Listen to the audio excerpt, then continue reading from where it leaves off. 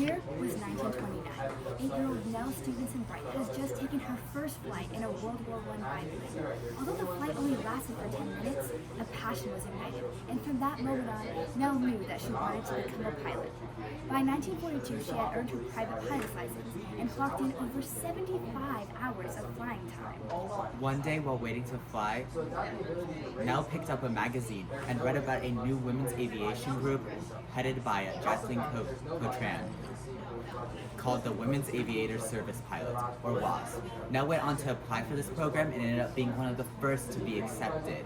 Her story is just one of hundreds of women who not only served their country, but also played a crucial role in the development of women's rights, even though their story was only recognized decades later. Before Nell retired at the age of 85, she said, "There are people even now that don't know of the WASP. It's just great to get that history out there." And that's exactly what we hope to accomplish with our marketing campaign for the National WASP World War II Museum. I'm Noah Dodd. I'm James Hefner. And I'm Victoria Palacios. And today, we are here to tell you how we promoted the National WASP World War II Museum, increased its relevance in the Nolan County area, and brought light to the often overlooked story of the WASPs. So what are the WASP? The WASP were a group of women aviators who assisted the United States during World War II. Throughout the war, they helped in a variety of ways, mainly through the transportation and maintenance of military-grade planes. They played a crucial role in the success of the United States Air Force throughout the war. In fact, over half of the airplanes used during the war by the United States were transported at one point by the WASP. They proved to not only be a pivotal part during the war, but also in the success of women's rights as a whole. The National WASP World War II Museum was opened on May 28, 2005 in Sweetwater, Texas. Opened by WASP Deanie Parrish and her daughter Nancy Parrish, the two dedicated themselves to educating and bringing awareness to the often forgotten stories of these women. The museum offers a window into the lives of the WASP through educational and interactive activities. Throughout the year, numerous events are held at the museum in order to bring awareness of the WASP to the local community. Our SWOT analysis concluded the WASP was very strong in attracting visitors from around the country. This is likely due to the general appeal offered through the unique and interesting story. Unfortunately, the most prevalent issue the museum faces is the lack of attendance and interest from the local community. They are also not equipped with a large enough budget to continually update their exhibits. However, the museum does have the opportunity for growth, with society's increasing interest in women's rights and history. The primary threat the WASP Museum faces is a reduced amount of interest in museums overall by younger generations. Our campaign was conducted with a multitude of objectives in mind. These objectives were split into two distinct categories: quantitative and qualitative. Our quantitative objectives were objectives that had a specific numeric criteria associated with them. The first of these objectives was to increase social media presence by 10%. Social media is a powerful tool for marketing activities. As such, it is crucial that we maintain and grow our presence on various social media platforms. Our other objectives for this campaign, for this category, were to increase our attendance from Sweetwater citizens by 20% for the WASP Museum, and to increase our Jolly Jamboree attendance from Sweetwater citizens by 20%. These objectives both tie back to our primary issue of having relatively low attendance from those within our community. Throughout this campaign, we hope to accomplish a larger customer base for the WASP Museum. Our qualitative objectives are goals that relate to the qualities of our business. The first of our qualitative objectives is to connect with the community. Since the WASP Museum relates to the history surrounding Sweetwater, we feel having a strong connection to our community is crucial in the growth of our business. Additionally, throughout our campaign, we aim to create a more interactive business.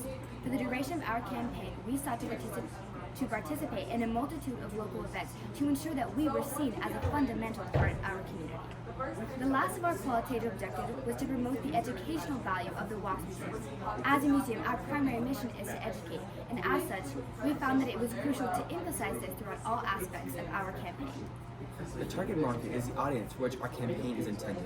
It is separated into two subgroups, a primary and secondary market.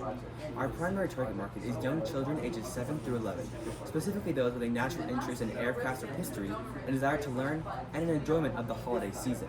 All of our events events are targeted to those that live in Nolan County, as that's where we hope to see an increase in visitors.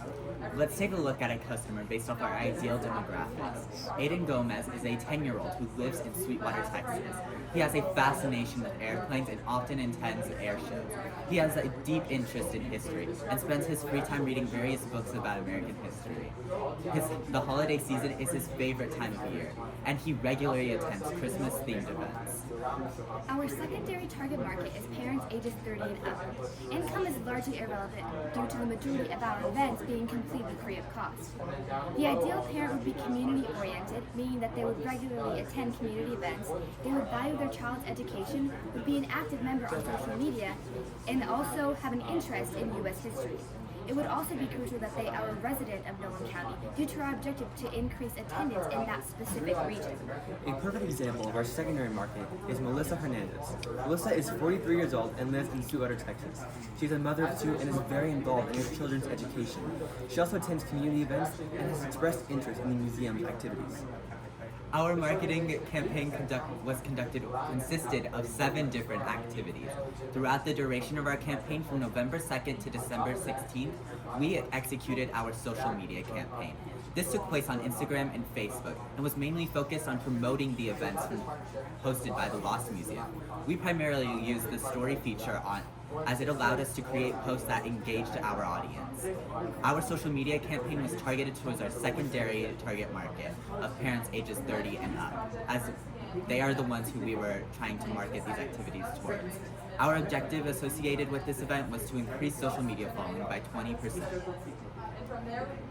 On November 4th, the WASP Museum presented the Hops and Props event, which was the grand reopening of the museum.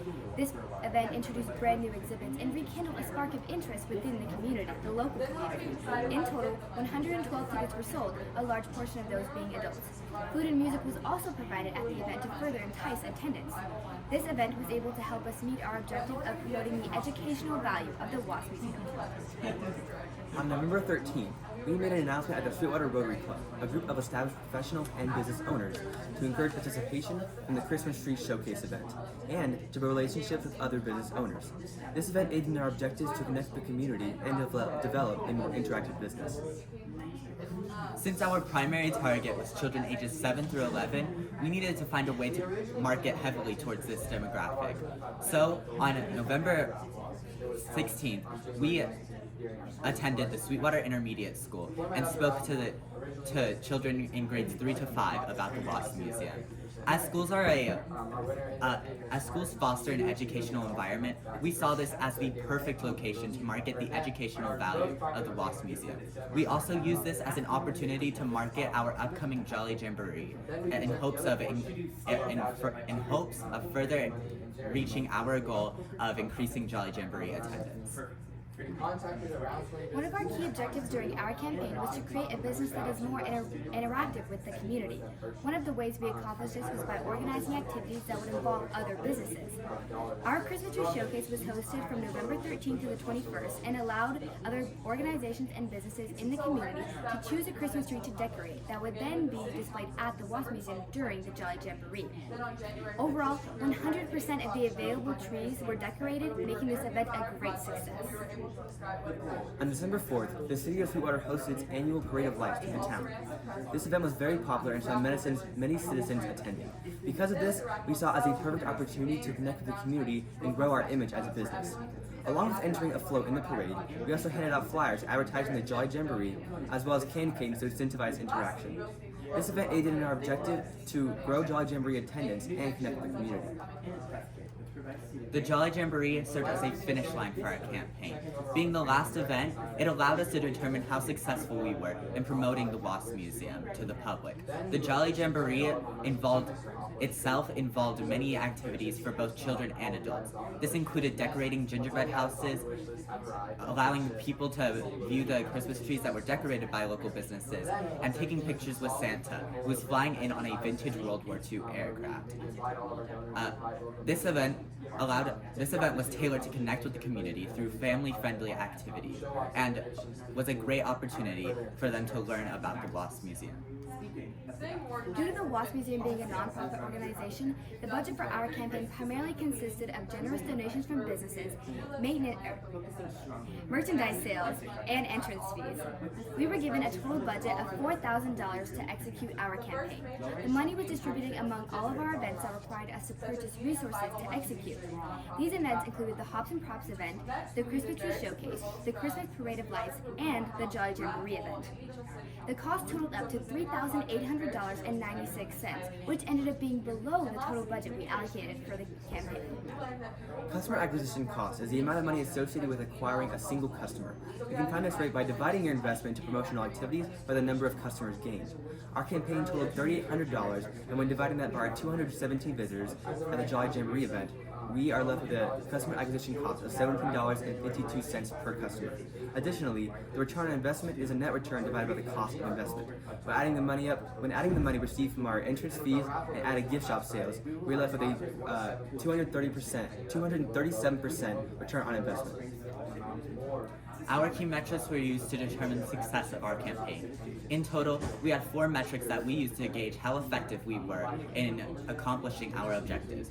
Our first key metric was the museum attendance after our campaign, while our other metrics would allow us to determine how successful we were immediately after our campaign. This metric would allow us to determine how effective we were in the long term. If the rates for attendance increased after our campaign, then we could conclude that our campaign was successful in having a long-term impact. In total, we expect to have a 20% increase in attendance in the next 6 months, which consists of 360 new visitors. Over the past month, we have already seen this increase and expect to continue over the next 6 months. Our second key metric was used to measure the attendance that we received at the Jolly Jamboree event. One of our objectives for the campaign was to increase the Jolly Jamboree attendance from the previous year by 20%. Reaching this goal would further indicate that we are successful in marketing towards our target audience and give us immediate feedback surrounding this event. Fortunately, we were able to exceed our initial objective and almost double our attendance at this event. Our third metric was the amount of social media followers on the WASP Museum's Instagram and Facebook accounts. We targeted a 10% increase on both accounts, which constitutes 160 new followers on Instagram and 926 new followers on Facebook. At the campaign's conclusion, we saw a 12% increase on Instagram followers and an 11% increase in Facebook followers, exceeding our projected growth. Our final key metric was our campaign impact survey, which was sent to a sample of the attendees of our campaign events. This post-survey determined if the attendees have a positive or negative experience with the WASP Museum, and most importantly, if they were likely to revisit. We also used this survey to determine if we were effective in promoting the WASP Museum as an educational service. In total, the results determined that 94% of attendants would describe the WASP Museum as an educational experience, and that 83% were likely to revisit. Ultimately, our campaign exceeded almost all of our original goals, and we believe that there is substantial evidence to suggest that it will continue to have a positive impact on the business growth. We hope that you can see the value that our campaign has brought to the WASP Museum. And even though that WASP Nell Stevenson Bright is tragically no longer able to share her story of the WASP, her history, the history of all the women that serve in the WASP program, is still waiting to be shared. Thank you. Do you have any questions? Good job. Okay, this is so much more refined of a presentation than we saw. Of course, I haven't seen it live, and I'm terribly biased because I love you all. But just going through it, and I'm going to show this for Mama.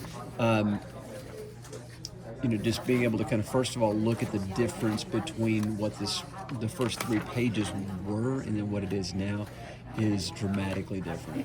It is so much cleaner, and then when you put it with the live presentation on the screen, this is I just love it. I just love it. What do I love about it? First of all, it directly supports what you're saying. the graphics are clear, concise, but not overly complicated, so we don't get so the eyes don't get lost on what you're talking about on the screen, and everything flows from one to the other nicely. It's just good. Finally, I love the bookending. You brought the heart by bookending this thing with the story. Great start and good tie-in at the end. You just wrapped up the episode like any good TV show, and that's exactly what the listener needs to hear, is really the heart of this whole thing. This is such a unique project, and I told Noah this the other night. I said, nobody's got this except y'all in the world. So, just saying, mic drop. You can go in confidently with that. Now, some refinements as I'm viewing you, and you can watch this back if you want later. As I'm viewing you, obviously haircuts are going to be super important. We got your number. Y'all are going to be on. I mean, you're going to be on point. I know that you're going to be dressed up. James, lines. I know this is fresh. I know, and I know what you're capable of. So I'm like, just tell me the story and relax. Another compliment for all three of you is you're just standing and delivering, and it looks so comfortable and effortless. This is good presentation quality, and I like that. I am trying to pick this apart and trying to find something else. And you may see it, you may watch it back later and then see something different, but those are my verbal notes. I'm not going to probably have a whole lot of written stuff today. I'm just not quite sure what we can do on this to really tweak it up, other than just refinement on the show. I mean, it's a live show now. Obviously that booger of a test that seems to be a thing, but that will probably separate y'all from the international level. I'm just thinking ICDC now. I mean, state. I don't know, unless everybody's bringing their A+ game. I think y'all are ready for the national level. That's just what I want to see. So I'm going to pause it right there.